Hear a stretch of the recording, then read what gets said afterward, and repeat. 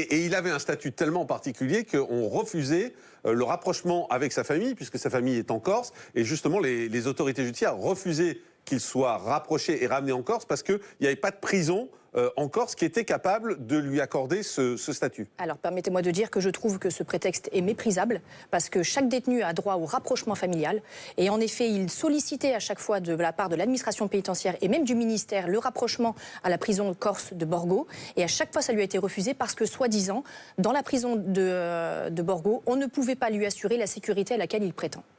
Voilà, et ça pour moi c'est méprisable parce que donc la famille d'Yvan Colonna n'a pas à pâtir, elle n'est pas comptable de tout ce qui se passe et en plus de ça on voit bien qu'aujourd'hui finalement la sécurité au sein même de la centrale d'Arles n'était pas non plus assurée, donc il aurait dû rentrer.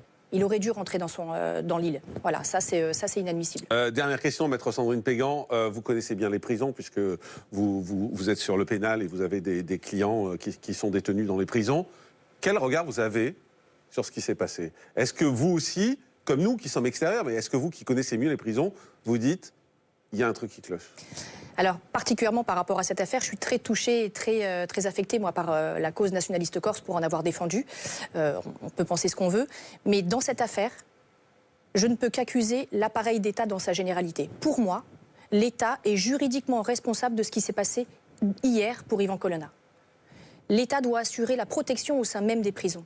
On est dans une centrale, donc on est dans un établissement pour peine. Ce sont des personnes qui sont ici pour de longues années. C'est un détenu particulièrement signalé. Avec tout ce qui s'est passé, il y a manifestement des dysfonctionnements. Déjà, donc l'auteur présumé, bien évidemment, sa première responsabilité, voire même d'autres complices, parce que c'est pas possible que tout cela soit arrivé juste avec un seul homme. Il y a de la connivence au sein de l'administration pénitentiaire ou avec d'autres complices, d'autres co-détenus. Moi, en tout cas, c'est ma position dans ce dossier. Et l'État devra rendre des comptes. Il y a une enquête administrative, il y a une enquête judiciaire, mais s'il décède, l'État devra encore plus rendre des comptes. Mais même pour ce qu'il s'est déjà passé, c'est inadmissible et il va falloir faire la lumière sur toute cette histoire. Pour vous